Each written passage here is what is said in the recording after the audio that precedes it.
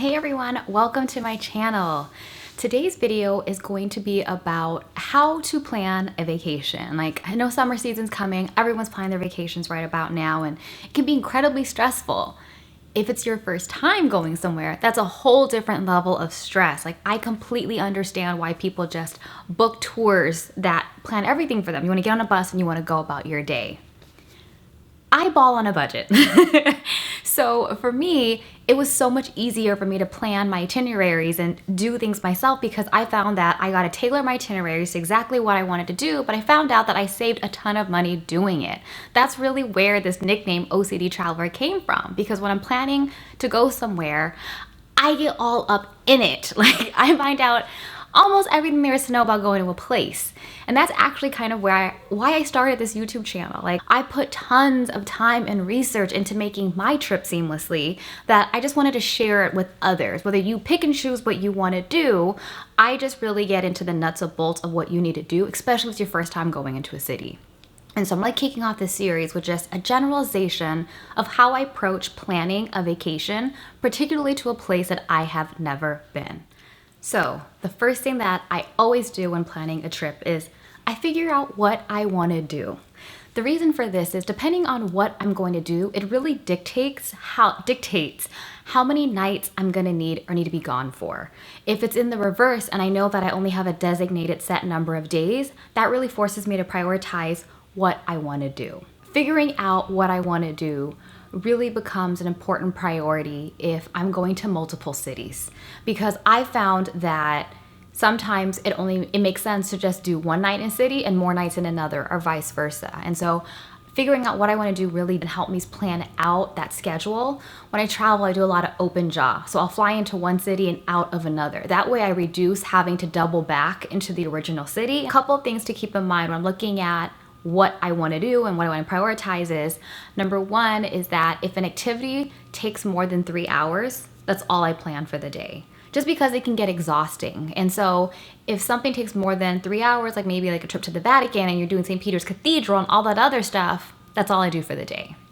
The other tip is I plan no more than 2 activities a day. You just get fatigued and everything just kind of starts blending in together. So even though you might think, oh, this museum's only gonna take an hour, it's a super quick stop, don't do it. It's not worth it. So where do I get these ideas? Like, where do I look for? Number one, TripAdvisor. I love TripAdvisor because it gives you like kind of like all the things that you can do that are like the top attractions for that city. The second place that I will go to is friends and family, like friends that have been there before, family that's been there before. I love asking them, what did you love? What do I need to do? Where do I need to go? A cool website that I found is called Trip Savvy, and I only found this recently, and they do a lot of list type stuff. So they'll give a brief description and then pictures, and so then I could later Google and get more in detail, more in-depth information about this, whatever thing I want to do. That brings me to my next topic is Google. I will literally Google 3 days in X. What to do for the first time in blank. And I do that and I look up tons of websites. And the reason is people have their perceptions on what the must-see items are for a 3-day trip. And I love hearing people's perspectives, because then from there I can sit and tailor and pick and choose what exactly I want to do. And then I don't feel like I'm missing out on anything because I've kind of heard all there is to do, or like the top attractions to go somewhere. So that's where it really comes into play, like really tailoring and individualizing your trip. That's the beauty of planning it yourself. The last thing that I will also Google is like blank in the season. And so I'm going to Canada this summer. So it's like Canada in the summer, Canada in August. And what's really nice about that is why it's important to Google that season is because there's usually events going on that are strictly seasonal. So if you're going to be searching top things to do in Los Angeles, you're going to miss out on all the seasonal stuff, because those are events that are only offered during a certain season, versus those top 10, top 5 lists are usually events and things that you can do across the whole year. So that's really why it's important for me anyway, to plan out what things I want to do, because that really helps me frame up and set up vacation plans. So the next topic that I usually tackle is transportation. And it sounds kind of random, like, why transportation? For me, I always give myself a budget. It's very important for me that aside from shopping, that I have a budget because I don't want to go in debt over vacations and trips. And so once I know how much I'm going to spend, I can prepare for it, save for it, and anticipate it. And so that's why I always built in transportation. The other thing is, I live in LA. We drive everywhere, okay? Like public transportation isn't the most convenient way to travel through LA, but if I'm going somewhere else and they have public transportation, I'm obsessed. I have to ride it. And so once I figure out the places that I want to go, another thing I need to figure out is how am I going to go about getting to these places? And so if the city has a subway, a metro, a light rail, am I going to have to travel by bus? Because even in other countries, buses are usually a little time consuming. And so, you have to outweigh, is the cost going to be easier or is it time spent? So however you want to choose and travel.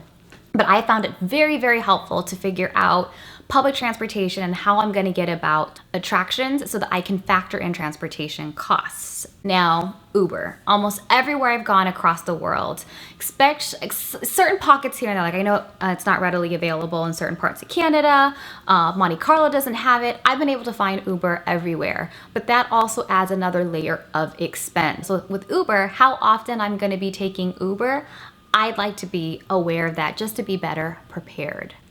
Another thing of transportation that I always plan out is how am I going to get from the airport or the train station to the hotel and back. I always have that planned out. So I think the worst feeling is you get to an airport and you're trying to leave. If you haven't figured out yet how you're going to get to your hotel, that can set a tone for a trip. That is incredibly frustrating. Or worse yet, you're leaving to go to the airport or you're leaving to go to the train station.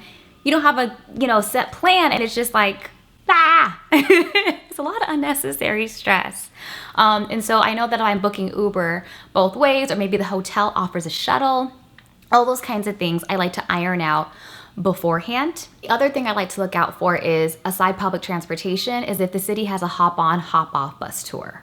So even if buses are the best option to get around a certain city, I like to look out for hop-on, hop-off bus tours because it helps us, even though it takes a little bit longer, it helps us get to destinations that we're most likely going to want to go to. And I love the overall view and vibe that you get from one of those things. Just kind of hear how the city, just cool facts about the city. That's one thing that I really like. I don't always do, but I do enjoy it. The next thing that I tackle is hotels. I know a lot of people love Airbnbs, and I think it makes sense if you're going to be traveling with the family or in certain cities like Spain, where the best city center places are going to be Airbnb rentals. I stay in hotels because of amenities. So having a gym is really important, but then also I have points. Like I use my reward points on vacation. So that's just basically why I stay in hotels most of the time when I travel. And so when I'm deciding between hotels, a couple of things that I keep in mind. Number one, how close is it to public transportation? So if I know that, let's say you're going to New York, okay? You know that subways are very convenient.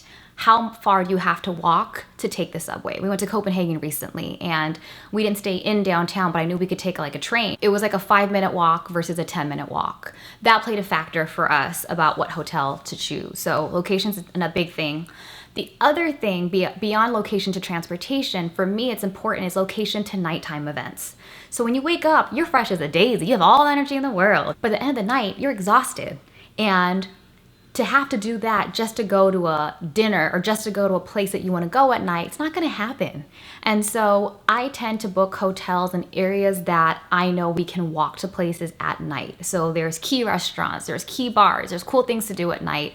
That's a big preference for me. I don't mind traveling a little bit further during the day if it means at night I'm near where I want to be. That took years of practice in travel to figure that out. So if it's an extra $30 or $40 a night to be in this little bit, more area close to more restaurants and bars, I've learned it's worth it for me. So next is food.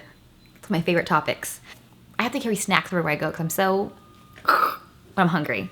And so I always like to choose 1 to 2 places for either dinner or lunch. I think the worst is you just are exhausted and you're hungry and you just I don't know about you guys, I just settle with a franchise that I'm used to. But I'm not going across the country and to go eat another CPK. You know what I mean? Like, you're hungry, but you want something that you know is gonna be good. And so I always have 1 or 2 restaurants that I know I wanna go to. So you kind of have it already built into your itinerary. The other thing about food is I like to see what this place is known for, and I need to figure out how to try it. So, you know, if I'm going to Chicago, I want deep dish pizza. If I'm going to New York, I want to figure out a bagel. Little things like that I think really make the trip fun. And I've just found that usually it's just a snack. And so it's nice and fun to build it into our trip and into our day to kind of pick and choose as we're planning out the day. The other thing that I will try to do is if I know one of our activities ends near lunchtime or it's gonna run into lunch, I will identify restaurants in that area so that, you know, you're just tired. When you're hungry, you get tired. And so to even just get a snack or something that I know just we're gonna enjoy just brings that energy back up. So where do I find restaurants and figure out food to get? Beyond friends and families of where they've been and everything like that is I like to use TripAdvisor. So TripAdvisor, I'll put in just the city like Los Angeles. And what I appreciate is even though you could filter out by categories like American, barbecue, you could even filter out by dollar signs that you want to choose, like casual, moderate priced. If you don't choose any filters, I like how they just rank the top restaurants in order, and it's usually associated with the number of reviews that restaurant has. And so I like it because I can just scroll through and see the top maybe 15 restaurants that people are really loving. Because you guys, you can't lie, right? You can't make up like 1,000 reviews, right? It's not like 1,000 fake people. The public has to be right. And so the only thing about TripAdvisor is I noticed that especially in the top 10, they're usually higher end fine dining restaurants. And I don't always want that, but at least I like to know, like if I have a splurge meal, this should be it. The other place that I like to use is Yelp. And so Yelp has very similar filter functions, but for Yelp, I scroll through and I look at, what I like is they combine everything, right? If it's $1, $2, $3 signs, like it doesn't matter. It's usually filtered out by like the highest rated restaurants. And same kind of concept. You can't go wrong with a 4-star, 1,000 reviews. And so that's kind of how I identify like, okay, these are the places that I definitely want to check out. So that's how I plan my trips, whether I'm going somewhere for the first time or the 10th time. Those are kind of how I approach building out a trip. I'm hitting those kind of blocks and subjects in that order. I have found that putting in time to really be organized really means that you're gonna have not completely stress-free, but it's less stressful. And it just allows you to have a seamless trip. I'd love to hear if I am missing anything or particularly any websites that you guys use or other things that you guys really plan for when you're planning these trips. Please share and comment down below. This is kind of the format of what I like to do, talking about first time in different cities that I've been to and just sharing with you guys. I'd love to hear back feedback. If that's what you guys are interested in hearing about, please feel free to subscribe. But just overall, thank you for watching.